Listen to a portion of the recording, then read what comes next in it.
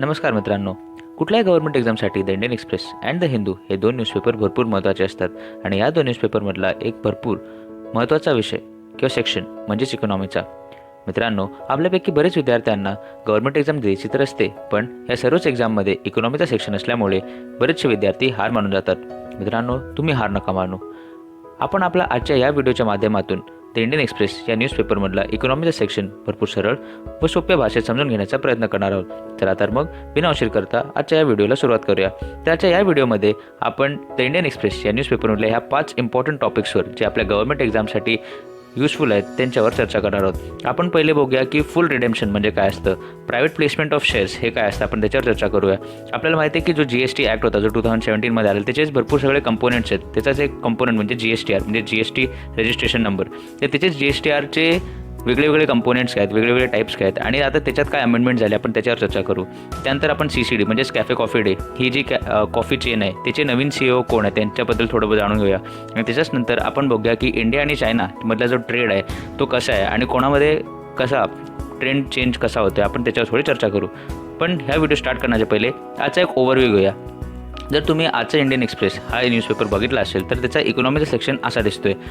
तर ह्याच्यामध्ये in total 12 news आहेत, पण आपल्या एक्झामच्या पर्स्पेक्टिव्हनी आपले हे 5 न्यूज किंवा हे 5 पॉईंटर्स भरपूर महत्त्वाचे आहेत.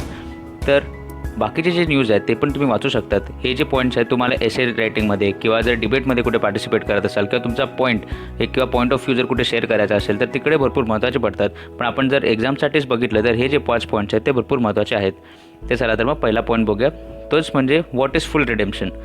फुल रिडेम्पशन म्हणजेच बायबॅक. तर ही न्यूज कुठून आली आपण ते बघूया. हे फ्रँकलिन टेम्पल्टन ही जी कंपनी आहे तर ही एक इन्स्टिट्यूशनल इन्व्हेस्टर आहे. इन्स्टिट्यूशनल इन्व्हेस्टर म्हणजे काय, आपण मागच्या काही व्हिडिओजमध्ये बघितले आहेत की रिटेल किंवा प्रायव्हेट इन्व्हेस्टर आणि आणि इन्स्टिट्यूशनल इन्व्हेस्टर्स असे 2 टाईपचे इन्व्हेस्टर असतात. तर इन्स्टिट्यूशनल इन्व्हेस्टर म्हणजे काय, आपले जे म्युच्युअल फंडचे जे कंपनी असतात त्याच टाईपचे जे कंपनी असतात, जे एक भरपूर मोठे इन्स्टिट्यूशन असते ते भरपूर लोकांकडून थोडे पैसे गोळा करतात आणि तेच त्या सगळ्या पैशांना गोळा करून ते स्टॉक मार्केटमध्ये किंवा शेअर मार्केटमध्ये आपण त्याला जसं बोलतो ते त्याच्यामध्ये इन्व्हेस्ट करतात. तशीच एक कंपनी आहे फ्रँकलिन टेम्पल्टन.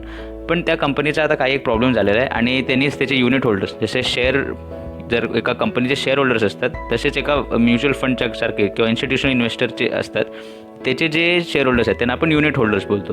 तर ह्या कंपनीचा काहीतरी प्रॉब्लेम झाला आणि सुप्रीम कोर्टने त्याला त्याचे ऑपरेशन्स बंद करायला सांगितलेत आणि त्याच्या युनिट होल्डर्सनी आता सांगितले की आपण फुल रिडेम्पशनसाठी जाऊया. तर फुल रिडेम्पशन काय असतं आपण त्याच्यावर बघूया. ते इन सिम्पल वर्ड्स म्हणजे बायबॅक. बायबॅक म्हणजे काय आपण त्याच्यावर पण चर्चा करू.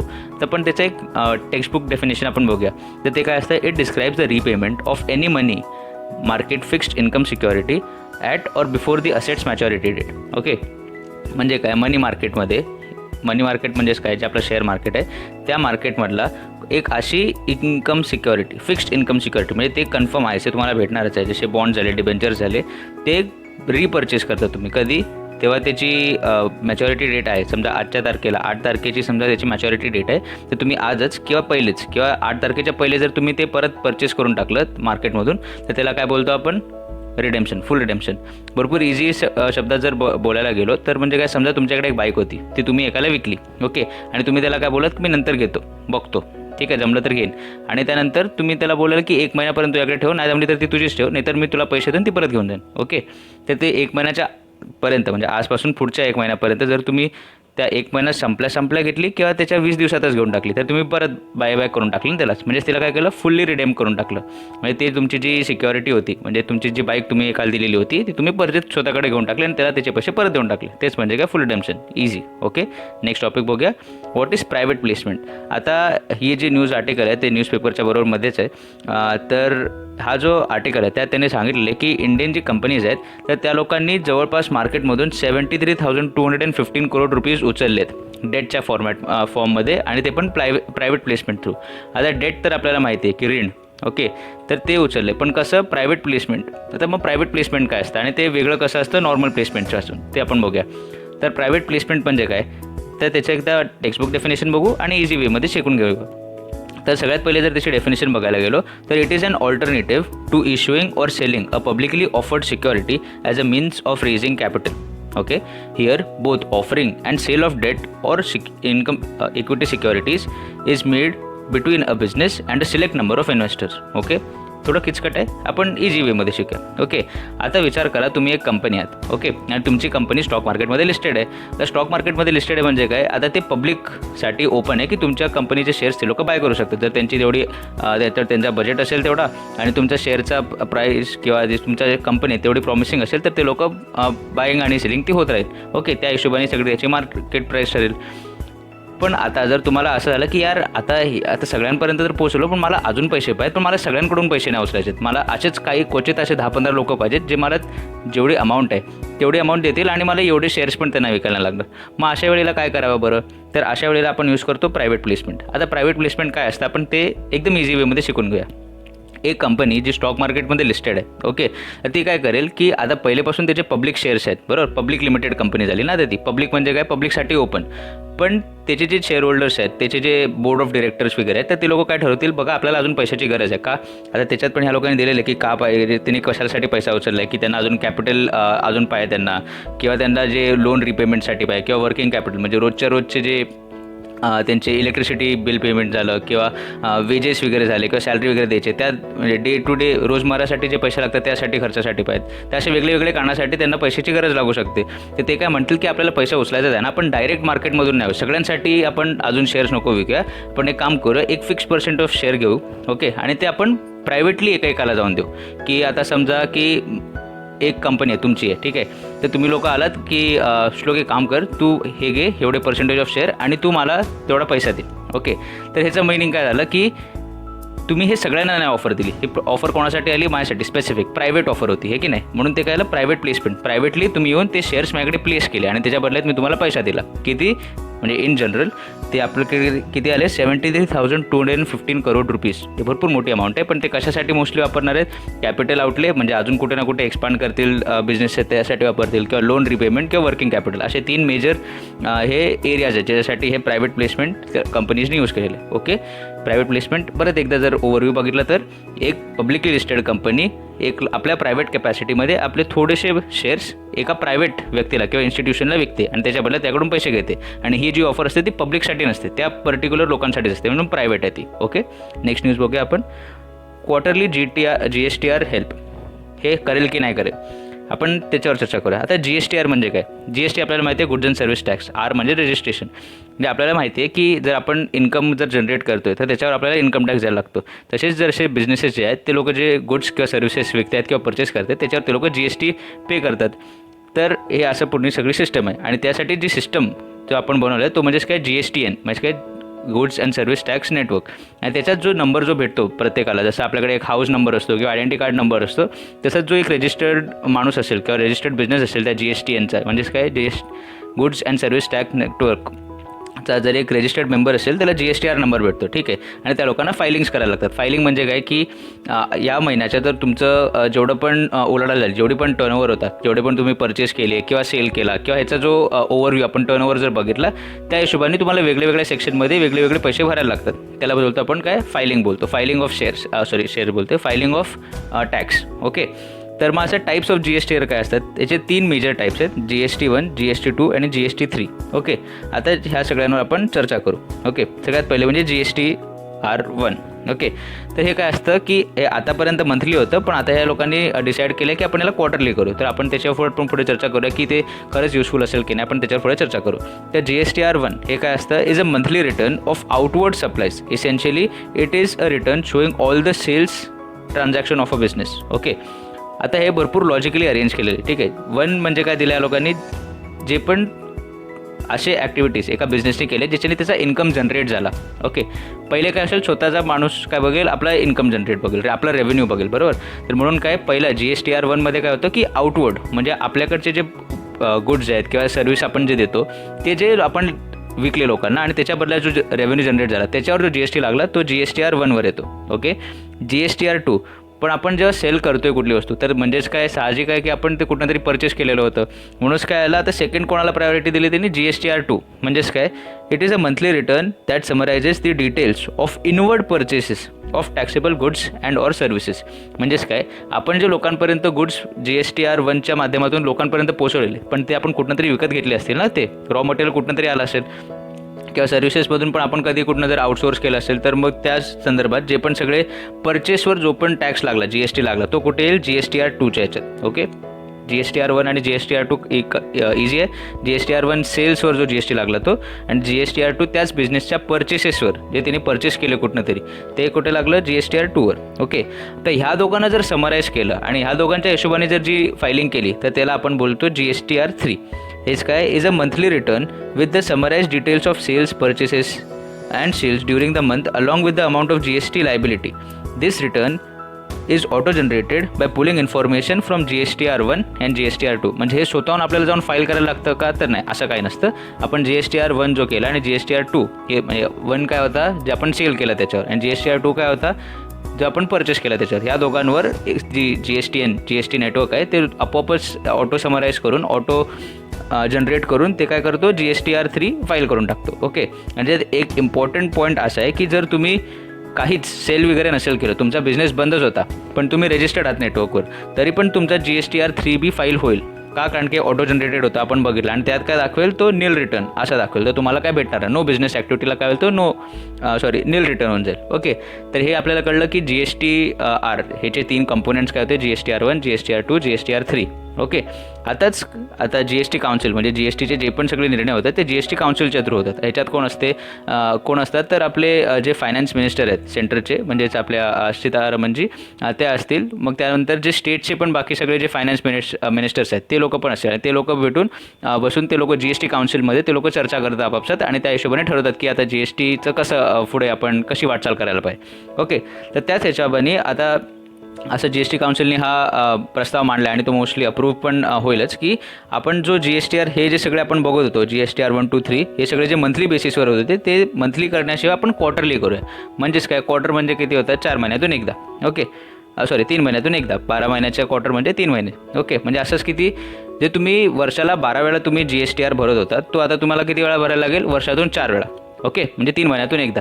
ह्याच्याने काय होईल, आता ह्याचे युजफुल कसं असेल, म्हणजे आपला मेन जो टॉपिक आहे की जर तुम्हाला कुठल्या एक्झाममध्ये विचारलं की GSTRला क्वार्टरली करण्याचे काय फायदे होतील, तर हे 3-4 फायदे तुम्हाला माहिती असायला पाहिजे. सगळ्यात पहिले काय, ईज ऑफ कंप्लायन्स, की तुम्हाला सारखं तुम्हाला जाऊन तो पेपरवर्क करायला लागत. आपला जो डेटा जो दाखवतो, तर इंडियामध्ये पेपरवर्क खूप करायला लागतो, आणि उगीचा पेपरवर्क असतो असं म्हटलं जातं ते. तर मग तो सारखा नाही करायला लागत. का, कारण की आता तुम्हाला 3 महिन्यातून एकदा GST फाईल करायचं आहे, तुम्हाला दर महिन्याला तेच काम नाही करायचं, म्हणून ते तुमच्या तिकडे ईज झाला. त्यानंतर थर्ड पॉईंट बघूया आपण, सेकंड पॉईंटवर नंतर येऊ, की याच्यानंतर decrease in cost of tax collection. आपल्याला माहिती आहे की जे टॅक्स कलेक्ट करतो आपण, त्यासाठी पण एक भरपूर मोठी सिस्टम आहे, भरपूर मोठी प्रणाली आहे, ज्याच्यावर पण आपल्या गव्हर्नमेंटला पैसा टाकायला लागतो, की जे एम्प्लॉईज आहेत, जे टॅक्स ऑफिसर्स आहेत, त्या लोकांवर खर्च करायला लागतो, त्यांचा मेंटेनन्स आहे, तिकडची ऑफिस मेंटेनन्स आहे, त्यानंतर ती वेबसाईटवर जे सगळं होतं ते वेबसाईटला मेंटेन ठेवायचं आहे, ती एवढा लोड ती मेंटेनन्स ती वेबसाईटवर असायला पाहिजे. मग त्याच्या जो डेटा सेंटर्स आहेत त्यांच्यावर तो एवढा अपग्रेडेशनची गरज असते सारखी. मग हे जे सगळं जो कॉस्ट आहे तो कमी होईल. का, कारण की आपल्याला आता ते महिन्याची फायलिंग नाही होणार, 3 महिन्यातून एकदाच करायची फायलिंग, आहे की नाही. मग ते जे रिपिटेटिव्ह जे गोष्टी करायला लागतात ते नाही करायला लागणार, आता एकदाच होईल, आणि ते वर्षातून 12 वेळा होण्याच्या जागी आता वर्षातून 4 वेळाच होईल. आणि असं जर आपण बघितलं की जवळपास 1.2 करोड रजिस्टर्ड युजर्स आहेत GST नेटवर्कवर, तर मग त्या हिशोबाने बघितलं तर एक महिन्याला जर 1.2 करोड एंट्रीज येत होत्या कमीत कमी, आणि तसंच मग जे इंटू 12 केलं म्हणजे 14.4 करोड जवळपास एंट्रीज येत होत्या. आता ते किती होतील, फक्त 12 × 4 किती होतात, 4.8 करोड होतील. म्हणजे ते आपण जवळपास 300% आपण एवढे जे एंट्रीज जे एक्स्ट्रा होत होत्या ते आपण वाचवू शकतो. म्हणून त्याचं काय होईल की जो सिस्टमवर जो बर्डन येतो तो कमी होऊन जाईल, आणि ह्याच्यानेच सगळ्यांनी काय होईल की इंडियाचा जो ईज ऑफ डुईंग बिझनेस जो आपण रँकिंग बोलतो, तर त्याच्यावर इम्प्रूव्हमेंट होण्याची जो स्कोप आहे, जो आपला जो पोटेन्शियल आहे अजून चांगलं काम करण्याचा, तर तो ह्याच्यात आपण वाढून घेतो. आता नेक्स्ट टॉपिक बघूया आपण. हा छोटासा टॉपिक आहे. जर आपण कुठली SBI PO वगैरे किंवा IBPS PO किंवा असे जर एक्झाम देत असेल तर त्या लोकांचं ते अपॉइंटमेंट्स वगैरेवर भरपूर फोकस असतो. तर CCD म्हणजे जी एक भरपूर आपल्याला माहिती आहे की एक फेमस ब्रँड होता, अजून पण आहे पण भरपूर बॅकफुटवर गेलेले आहे. तर त्यांचेच जे फाउंडर होते मिस्टर सिद्धार्थ, त्यांची बायको म्हणजेच मालविका हेगडे हे आता त्या ग्रुपची CEO बनलेले आहेत. CCD ग्रुपची नवीन CEO कोण आहेत जर कोणी विचारलं तर मालविका हेगडे. आणि आजचा लास्ट टॉपिक आपण बघूया, trade between India and China. Okay, आता आपल्याला माहिती आहे की जेव्हापासून हा कोरोना व्हायरसचा प्रॉब्लेम फुल चालू झाला आहे, तर तेव्हापासून इंडिया आणि चायनाची जी टेन्शन्स आहेत बॉर्डरवर त्यांनी भरपूर इंटेन्सिफिकेशन झालेलं आहे. आणि त्याच्याच परिणामस्वरूप आपण आत्मनिर्भर भारत असे सगळे कॅम्पेन चालू केलेले होते. पण ह्याचा नक्कीच फायदा झाला आहे का, आणि याचे लाँग टर्म इम्प्लिकेशन्स वगैरे कसे असतील, आपण त्याच्यावर जर चर्चा करायची असेल तर आपल्याकडे डेटा त्याच्यावर असायला पाहिजे. आणि त्याच्यावर चांगला डेटा काय असेल की आपण एक्सपोर्ट, इंडियाचा जो ट्रेड आहे चायनाबरोबर, म्हणजेच काय इम्पोर्ट आणि एक्सपोर्ट जो आहे, तर त्याच्या भरोशावर आपण ट्रेड करू शकतो, ठीक आहे ना. कारण की आपल्या डायस्पोरावर डायस्पोरा म्हणजे आपले जी लोकं तिकडे चायनामध्ये किंवा चायनाची लोकं जी इंडियामध्ये आहेत, ह्याच्यावर सगळी चर्चा करण्यापेक्षा आपण जरा ट्रेडवरची चर्चा करू. ओके, तर मग आपण जर बघायला गेलो तर मागच्या काही महिन्यांमध्ये तर चायनाचा एक्सपोर्ट जो झालेला इंडियामध्ये, म्हणजे चायनामधून जो इंडियामध्ये गोष्टी आलेत तर ते पडलेत.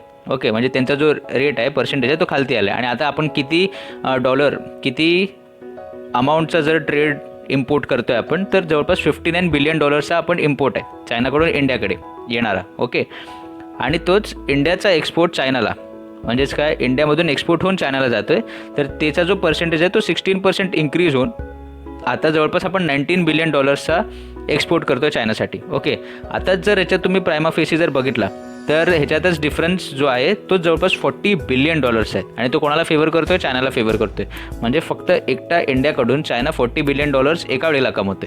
ओके, हे असं इझीसं गणित आहे समोर. आणि आता ह्याच्यात जर तुम्ही नीट खोदून बघितलं, या डेटामध्ये त्याने तसं दिलेलं नाही, पण जर तुम्ही अजून पास्ट मंथचे वगैरे जर तुम्ही डेटा कम्पेअर करून बघितला की नक्की एक्झॅक्टली ह्याचं जर हे जे $59 बिलियन किंवा $19 बिलियन जे आपण एक्सपोर्ट केलेले त्यांना, त्याचा जर ब्रेकअप बघितला की नक्की कशातून आपण किती कमवलेले आहेत, तर आपण जर बघू की जर इंडियाचे इम्पोर्ट जे आहेत ना, ते इलेक्ट्रॉनिक आयटम्स जे आहेत किंवा जे असे इंटरमिडिएट गुड्स जे असतात ना, की ते कन्फर्म फायनल प्रोडक्ट नाही, पण ते फायनल प्रोडक्ट बनवण्यासाठी भरपूर इम्पॉर्टंट आहेत. असे जे ॲन्सिलरी गुड्स किंवा इंटरमिडिएट गुड्स जे असतात ते आपण भरपूर इम्पोर्ट करतो. का? कारण की चायनामध्ये तेवढी त्याची प्रोड्युसिंग कॅपॅसिटी आहे आणि त्यांच्याकडे तेवढा सगळा सेटअप पण आहे, आणि तो इंडियामध्ये लॅक करतो. म्हणूनच आपण बघितले की इंडियामध्ये इलेक्ट्रिक गाड्या बनवण्यासाठी फेम फेज 2 चालू आहे आता सध्या. त्यानंतर मग न्यू इलेक्ट्रॉनिक पॉलिसी पण काढलेली आपण. त्यात आपण काय करत होतो की जे कंपनीज आहेत ते इंडियामधून येऊन इलेक्ट्रॉनिक वस्तू जर सेटअप करतात बनवण्यासाठी, जो प्लांट वगैरे लावतात, तर आपण येणाऱ्या 5 वर्षासाठी आपण त्यांना काय देऊ की जसे ते लोकांचं सेल्स वाढेल तसे आपण त्यांना इन्सेंटिव्ह देत जाऊ. असे आपण बरेच मोहीम चालवलेले आहेत. पण तरी पण चायनाने एक फॅसिलिटी बनवलेली, आपण आज बनवणार आहोत, बनवायच्या फेजमध्ये आहोत, त्यांच्याकडे ते सेटअप आहे. म्हणून हे $59 बिलियन आहेत. आणि हे आपले जे $19 बिलियन जर आपण बघायला गेलो तर ह्याच्यात मेजरली जो एक्सपोर्ट आहे आपला, तर तो आहे मेजरली ॲग्रिकल्चर गुड्सच्या हिशोबाने. आता ह्याच्यातून जे आपण $59 बिलियन जे गुड्स आहेत जे चायनामधून इम्पोर्ट करतो आहे, तर त्याच्यावर आपण थोडीशी फिनिशिंग वगैरे करून त्याच्यावर अजून व्हॅल्यू ॲड करून आपण परत थोडासा एक पर्सेंटेज परत चायनाला पण विकतो. नाही असं नाही, ते आपल्याकडनं पूर्ण वर्ल्डमध्ये पण जातो, नो डाऊट अबाउट इट. पण आपला जो एक्सपोर्ट जर आपण पर्टिक्युलरली चायनाच्या हिशोबाने बघितला तर तो मेजरली आपण अजून पण रिस्ट्रिक्टेड आहोत ॲग्रिकल्चर गुड्सच्या ह्याच्यात. आपल्याला माहिती आहे की यावेळी जो मॉन्सून होता तो भरपूरच एक्स्ट्रीम होता भरपूर जागेंवर, आणि चायनामध्ये पण तो एक्स्ट्रीम पावसाळा झालेला त्याच्यावर. आणि त्याच एक्स्ट्रीम पावसामुळे त्यांच्याकडची जी शेती वगैरे होती तर ती भरपूर पाण्याखाली गेलेली. त्यांचा जो डॅम आहे, जो वर्ल्डचा सगळ्यात मोठा डॅम बोलला जातो, जो जेव्हा फुल कॅपॅसिटीवर काम करतो, वर्ल्डची जी आपली अर्थ जी रोटेट करते त्याचा पण पूर्ण रोटेशनचा जो टाईम आहे तो 0.54 सेकंड्सनी कमी होऊन जातो. एवढा मोठा डॅम, म्हणजे 3 गॉर्जेस डॅम, तो जवळपास फुटून जाईल असं चर्चा चालली की हा फुटेल की काय, फुटला तर काय होईल. एवढा मोठा जर त्यांच्या इकडे फ्लडचा प्रॉब्लेम होता, म्हणजेच ऑब्व्हियसली त्यांच्याकडे शेतीबाडी जी होती ती कमी झालेली. आणि त्याचमुळे चायनाकडे भरपूर सगळे क्लीन युअर प्लेट कॅम्पेन वगैरे असं चाललेलं. त्यांच्याकडे जे फूड रिव्ह्यू करणारे जे चॅनल्स वगैरे होते, त्यांच्याकडचे जे यूट्यूब वगैरे आहेत, त्यांच्यावर पण बॅन करण्यात आलेलं. का? कारण की ते लोक फूड वेस्ट करणं अफोर्ड नव्हते करू शकत. ओके, म्हणूनच काय केलं, चायनाने जवळपास पूर्णच वर्ल्डमधून जे पण त्यांचे प्राईम किंवा जे बेसिक नेसेसिटीचे आयटम्स आहेत त्यांच्या फूडसाठी, म्हणजे राईस झाला किंवा कोर्स ग्रेन झाले किंवा असे जे पण सगळे त्यांना जे रोजमर्राचे लागणाऱ्या वस्तू होत्या ते त्यांनी इम्पोर्ट करायला स्टार्ट केलं. का? त्यांच्या फूड सिक्युरिटीसाठी. आणि मग जो आपल्याकडचा इंडियाचा जो राईस आहे तर त्या लोकांनी बऱ्यापैकी त्यांच्याकडे इम्पोर्ट करून घेतलेला आहे. मग त्या $19 बिलियन हा पण एक आपण पर्स्पेक्टिव्ह विसरायला नको की हे का आपलं 16% राईज झालं आहे, की कारण की त्यांच्या इकडे पण एक भरपूर मोठा एक अशी नॅचरल कॅलॅमिटी झालेली आणि त्याच्यामुळे त्या लोकांनी इन्क्रीज केलेलं आहे. मग हे चांगलं आहे की वाईट आणि आपण सस्टेन करू शकू की नाही. आता ऑब्व्हियसली की यावर्षी त्यांना तो प्रॉब्लेम झाला, पुढच्या वर्षी पण होईल नाही आपण सांगता येऊ नाही शकत. म्हणजेच काय हे भरपूर डायनॅमिक कंडिशनवर आहे की पुढच्या वर्षी होईल नाही आपण सांगता येत नाही. म्हणूनच काय आपल्याला काय गरज आहे यावेळी की इंडियाला पण एक अशा सेटअपची गरज आहे ज्याच्यात आपण आत्मनिर्भर तर बनवू, पण असं असायला पाहिजे की India should also get linked to the international connected goods network. Okay, आता कनेक्टेड गुड्स काय असतात की आपल्याला माहिती आहे की जर कुठलीही गोष्ट जर बनवायची असेल आजच्या ग्लोबल इकॉनॉमीमध्ये, समजा एक एअरक्राफ्ट बनायचं, आपल्याला एरोप्लेन बनवायचं आहे, त्या एरोप्लेनचा जी बॉडी आहे ती समजा जर्मनीमध्ये बनते, त्याचे टायर्स आहेत ते समजा चायनामध्ये बनत आहेत, त्याचे जे सीट्स वगैरे आहेत किंवा त्याचा जो इलेक्ट्रॉनिकचा पार्ट आहे तो समजा इंडियामध्ये बनतो, त्याचे सॉफ्टवेअर्स आहेत ते समजा साऊथ अमेरिकामध्ये बनत आहेत. तर हे जे सगळे गोष्टी जे एकसाथ जेव्हा मग जो एअरक्राफ्ट बनेल तर त्याचं काय आलं, ते कनेक्टेड गुड झालं. का? कारण की त्याचे वेगळे जे कंपोनेंट्स आहेत ते वेगवेगळ्या पार्ट ऑफ द वर्ल्डमध्ये बनवले, एका कंट्रीमध्ये नाही, एका स्टेटमध्ये पण नाही, वर्ल्डच्या वेगळ्या पार्टमध्ये जिकडे ते स्पेशलाइज्ड आहेत तिकडे ते बनवून एकदम स्वस्त दरात बनवून ते एका जागेवर येऊन फक्त असेंबल झाले. समजा अमेरिकामध्ये गेले, USA घेऊन ते असेंबल झाले फक्त, आणि पण त्याचा जो फायदा कोणाला झाला, USA झाला. का? कारण की ते फायनल प्रोड्यूस त्यांनी विकला ना. फायनल प्रोड्यूस काय होता त्यांचा, एक एरोप्लेन. तो एरोप्लेनचे जे मेजर पार्ट्स होते, समजा त्याचा आपण जसं मगाशी म्हटलेलो की सॉफ्टवेअर साऊथ अमेरिकामधून आला किंवा त्याची जी बॉडी होती ती जर्मनीमध्ये बनली, टायर समजा त्याचे चायनामध्ये बनले, त्याचा सॉफ्टवेअर आणि ते सीट्स वगैरे ते समजा इंडियामध्ये बनले.